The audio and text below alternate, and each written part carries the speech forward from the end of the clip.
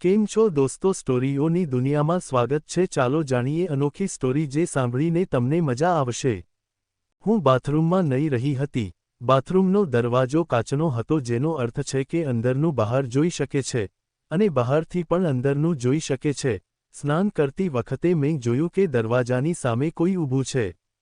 આ જોઈને હું એકદમ ચોંકી ગઈ। પછી મેં વિચાર્યું, આ કોણ હોઈ શકે? તેથી હું મૂંઝવણમાં હતી કે શું કરું। પછી મેં મુશ્કેલીથી મારી જાતને સંભાળી। તમે પણ સમજી શકો છો કે તે ક્ષણે મારું મન કેવું રહ્યું હશે। મેં જલ્દીથી રૂમાલ વીંટાળ્યો ત્યારે કદાચ તેને મારો અવાજ સાંભળી લીધો। હું બાથરૂમમાંથી બહાર નીકળી અને એવું બતાવ્યું કે જાણે મને કંઈ ખબર જ નથી।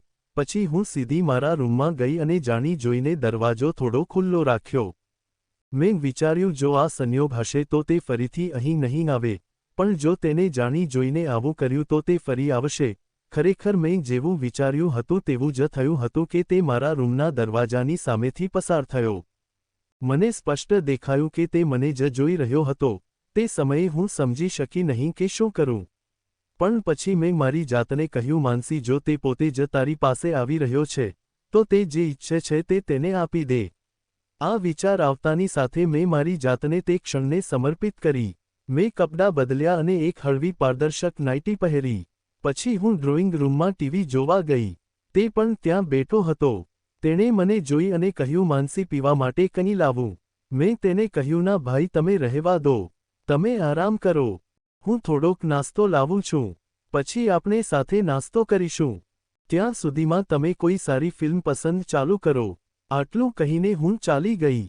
જ્યારે હું નાસ્તો લઈને પાછી આવી ત્યારે મારો ભાઈ એક મૂવી જોઈ રહ્યો હતો। પછી માં પણ બોલી, લગ્ન કરી લઈ પણ ઓમ તારી સાથે રહેશે। મેં કહ્યું, ઠીક છે, ભાઈને મોકલી દે, પણ લગ્ન માટે ફરીથી દબાણ ન કરો। ત્યારબાદ ઓમ મારી સાથે રહેવા આવ્યો। મેં ઓમ માટે એક અલગ રૂમ તૈયાર કર્યો, જેમાં એક કમ્પ્યુટર મૂક્યું જેથી તે અભ્યાસ કરી શકે। મેં તેને કહ્યું, ઓમ, તમે અહીં જ રહો, પરંતુ તમે જે પણ જોશો અથવા સાંભળશો તેનો ઉલ્લેખ ક્યારેય ન કરશો। તેને પૂછ્યું, બહેન, તમારો મતલબ શું છે? મેં તને કહ્યું, તમે ખાલી અભ્યાસ કરો અને બીજી વસ્તુઓથી મતલબ ન રાખો। તે મારી વાત સમજ્યો નહીં, પણ મેં વિચાર્યું કે હવે મારે સાવધાન રહેવું પડશે। તોય કેટલીક વાતો છુપાઈ શકી નહીં અને ધીરે ધીરે તેને મારા વિશે ખબર પડવા લાગી। હવે પાછા વર્તમાન સમયમાં આવીએ જઈએ। જ્યારે મેં નાસ્તો મૂક્યો પછી મેં ટીવીમાં ફિલ્મ શરૂ કરી ત્યારે ઓમ બેચેન થઈ ગયો। મેં જાણી જોઈને આવું કર્યું હતું। મેં પૂછ્યું, શું થયું ભાઈ, આટલો પરેશાન કેમ છે? તેને કહ્યું, હા બહેન, હું પરેશાન છું। મેં પૂછ્યું, કેમ, શું થયું? તેને કહ્યું, કંઈ નહીં બહેન। મેં પૂછ્યું, ફિલ્મ કેવી લાગી રહી છે? તેને કહ્યું, બહેન, આ શું ચાલુ કર્યું છે? આ તો પરેશાન કરનારી ફિલ્મ છે। મેં કહ્યું, શું શરમ આવી રહી છે? અરે, મેં તને જોઈ લીધો હતો। તે ચોંકી ગયો અને બોલ્યો, શું જોઈ લીધું? મતલબ, મેં કહ્યું, હા, મેં તમને બાથરૂમના દરવાજાની ઝીણી બારીમાંથી ડોકિયું કરતા જોયો હતો અને કાચના દરવાજામાંથી તારો પડછાયો પણ જોયો હતો। મેં તમને મારા બેડરૂમની સામેથી પસાર થતા પણ જોયા છે। તેને કહ્યું, હા, પણ તે સંયોગથી થયું। મેં કહ્યું, જૂઠું બોલશો નહીં, હું ગુસ્સે થઈ જઈશ, સાચું બોલો। જો તમે સાચું બોલશો તો આજની રાત તમારા જીવનની સૌથી યાદગાર રાત હશે। તેને હિંમત કરીને ને કહ્યું, હા, મેં તમને જોયા હતા। મેં પૂછ્યું, તમે આવું કેમ કર્યું?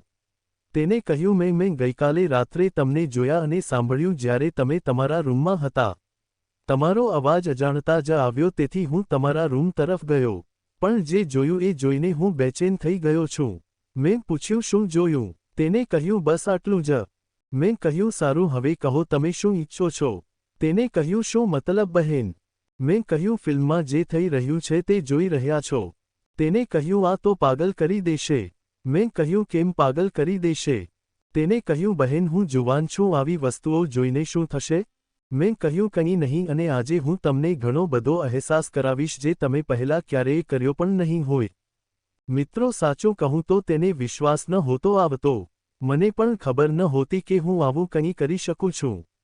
પણ તે ક્ષણ ઘણી ખાસ હતી, મને ઘણો સમય થઈ ગયો હતો। તેથી મેં બધું ભૂલીને તે ક્ષણમાં ખોવાઈ ગઈ। મારો ભાઈ હવે યુવાન થઈ ગયો હતો। તે એવો હતો કે કોઈપણ સ્ત્રી તેને પસંદ કરી શકે। તે બધું જ જાણતો હતો પણ મારાથી થોડો ડરતો હતો। જ્યારે હું ફિલ્મની હિરોઈનની જેમ તેની સામે આવી ત્યારે તેનો જુસ્સો વધી ગયો. પછી અમે તે રાત્રે એકબીજામાં ખોવાઈ ગયા. હું વારંવાર તેની તરફ વધી અને તે પણ મારામાં ડૂબતો ગયો. આખરે મેં કહ્યું બસ કર, મેં મારો હક લઈ લીધો.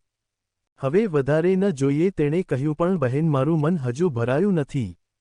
હું વધુ ઈચ્છું છું. જે જોઈએ તે લઈ લો. પછી તેણે કેટલીક એવી વસ્તુઓ કરી જે મેં સપનામાં પણ ક્યારેય વિચારી ન હતી. તે મારા માટે નવું હતું. જેમ કે હું પહેલીવાર અનુભવ કરી રહી છું. મને ખાતરી ન હતી કે મારી સાથે શું થઈ રહ્યું છે.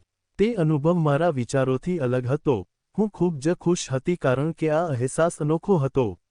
તે દિવસથી અમારા સંબંધ બદલાઈ ગયા. મારો ભાઈ દરરોજ મને ખૂબ પ્રેમ કરવા લાગ્યો.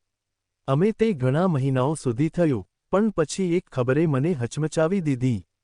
મને જાણવા મળ્યું કે હું ગંભીર રીતે બીમાર છું અને મને કેન્સર છે. હવે મને સમજાતું નથી કે શું કરું. શું આ મારા કર્મોની સજા છે? ધન્યવાદ દોસ્તો વાર્તા સાંભળવા માટે.